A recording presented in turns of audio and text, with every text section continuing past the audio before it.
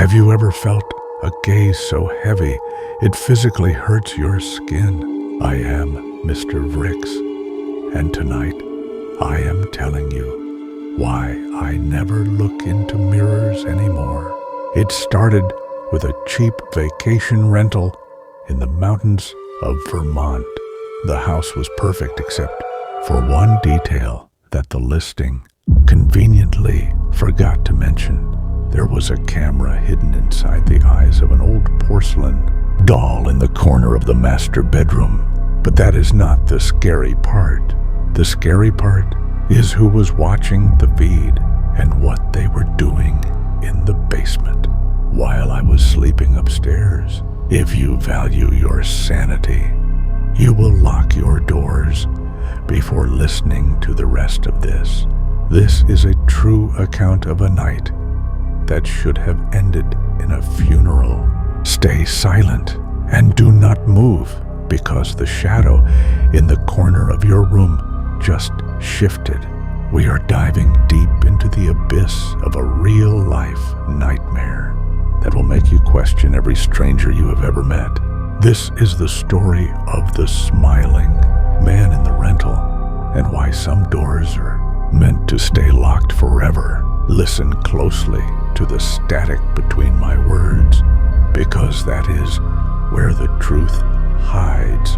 You are not alone in your house tonight, and by the end of this video, you will know exactly why.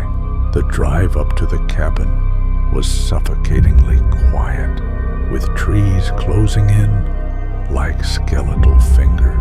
Against the gray sky of October, I reached the property just as the sun dipped below the jagged horizon, leaving the world in a bruised purple light. The cabin itself was a sprawling wooden structure that looked far too large for the price I paid on the app. My gut told me to turn around right then, but the exhaustion of a 10-hour drive won the battle. I grabbed my suitcase and stepped onto the porch, which groaned under my weight like a dying animal. The key was in a lockbox with a code that felt greasy to the touch.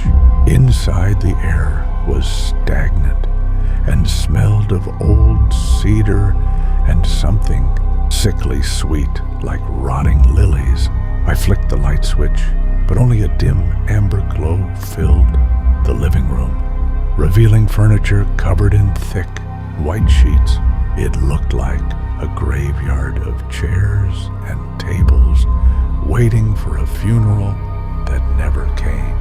I moved toward the kitchen to find a glass of water, but the floorboards seemed to shift under my feet as if something were moving beneath the wood. Every shadow seemed to stretch toward me, and the silence was so loud it made my ears ring with a high-pitched frequency that felt like a warning from a forgotten god. I decided to settle into the master bedroom, which was located at the very end of a long, narrow hallway that felt miles long in the dark. The walls were decorated with old, framed photographs of people whose faces had been scratched out with something sharp and jagged. I tried to ignore the growing dread in my chest and threw my bag onto the bed, which was surprisingly soft but cold as ice. That was when I saw it for the first time, sitting on a rocking chair in the corner of the room. It was a porcelain doll, dressed in a tattered blue Victorian dress with a face that was too realistic for comfort. Its eyes were wide and glossy, reflecting the moonlight in a way that made them look alive and predatory. I moved to the bathroom to splash cold water on my face and clear my head from the paranoia. When I looked into the mirror, I noticed a small red smudge on the collar of my shirt that had not been there before. I touched it and realized it was wet and copper-smelling. It was fresh blood. I spun around to see where it came from, but the room was empty, and the only sound was the rhythmic ticking of a grandfather clock in the hallway that seemed to be slowing down with every passing second. Sleep did not come easily that night, as every creak of the house sounded like a footstep on the stairs. I finally drifted into a shallow, restless slumber, only to be jolted awake by the sound of a heavy metallic click. It came from the direction of the closet. I sat up in bed, my heart hammering against my ribs like a trapped bird in a cage. The porcelain doll was no longer on the rocking chair. It was on the floor right at the foot of my bed, staring up at me. With those vacant, glassy eyes, I felt a wave of nausea wash over me as I realized that someone or something had moved it while I was unconscious. I reached for my phone on the nightstand, but the screen was cracked and the battery was dead, even though it had been fully charged an hour ago. The room felt smaller now, as if the walls were leaning in to crush the air out of my lungs.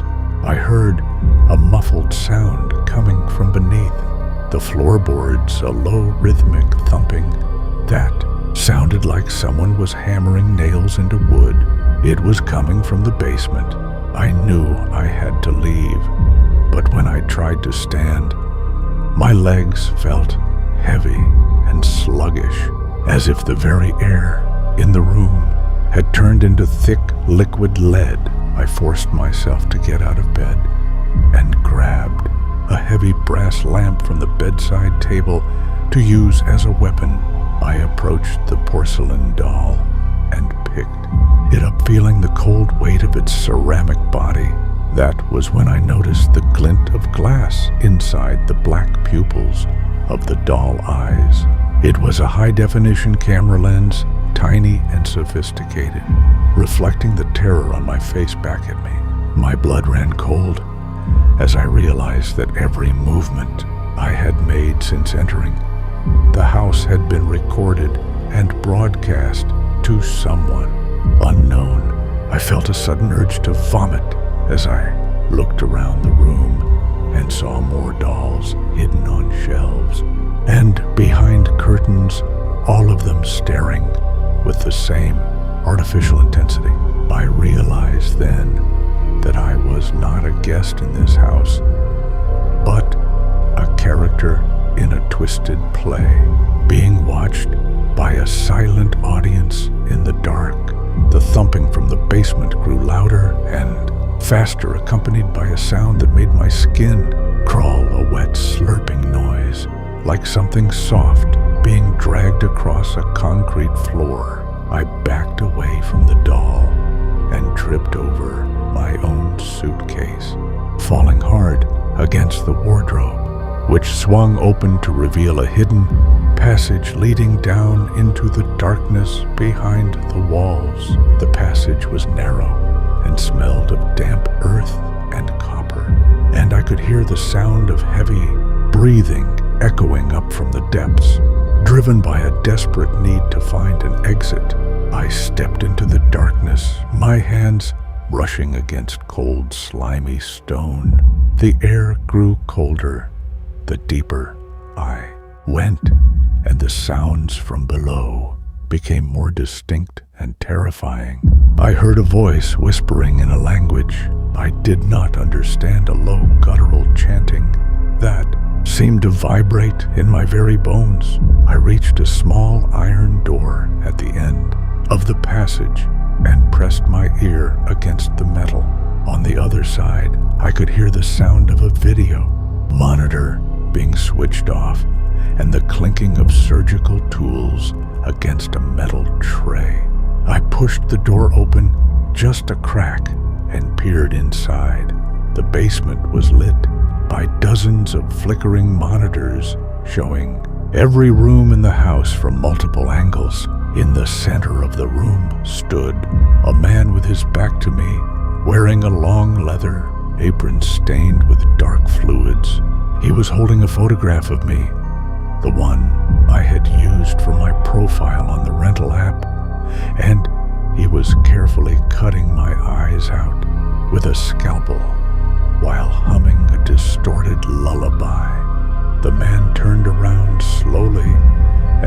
was when I saw his face, or what was left of it. He had no eyelids, and his lips had been stitched back into a permanent, wide grin that exposed his yellowed teeth and bleeding gums.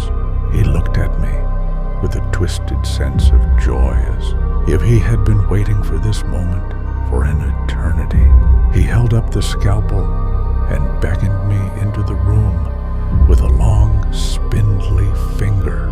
I tried to scream, but my throat was tight with fear, and only a dry rasp came out of my mouth.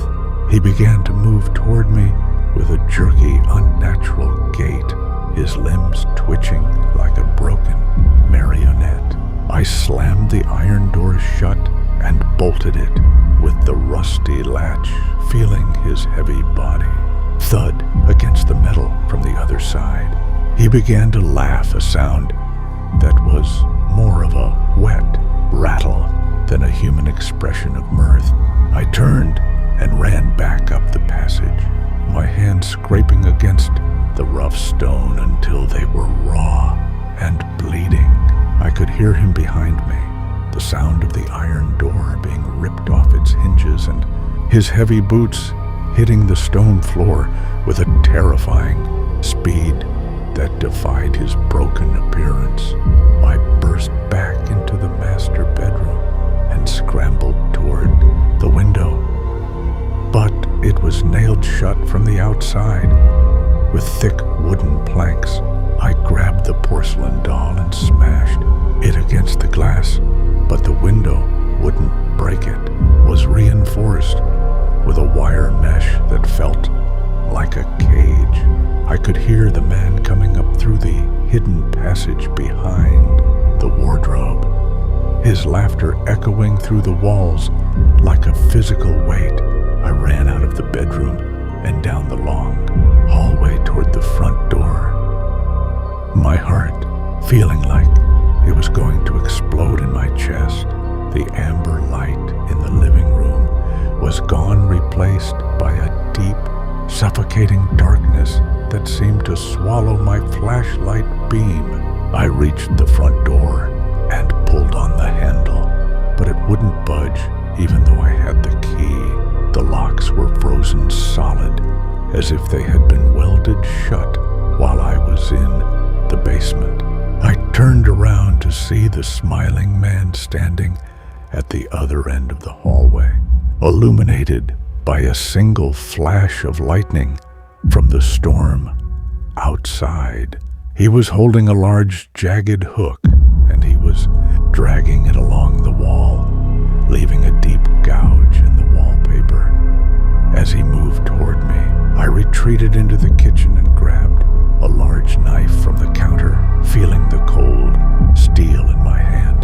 The smiling man entered the room, his presence filling the space with a smell of decay and old blood. He didn't rush. He knew I had nowhere to go, and he savored every second of my terror. He lunged at me with the hook, and I dove to the floor, narrowly avoiding the sharp metal. I swung the knife and caught him in the leg, but he didn't even flinch, as if he couldn't feel pain at all. He grabbed me by the throat and lifted me off the ground with a strength that was impossible for his thin frame. I felt the air leaving my lungs and the world beginning to fade into blackness as his stitched grin came inches from my face. In a last act of desperation, I reached for the heavy brass lamp I had dropped earlier and smashed it against the side of his head with everything I had left. He stumbled back, dropping me to the floor, and I didn't wait to see if he would get up. I ran to the back door and threw my entire body weight against it, shattering the wooden frame and tumbling out into the cold, rainy night. I didn't stop running until I reached the main road and flagged down a passing car covered in mud and blood. The police returned to the cabin an hour later, but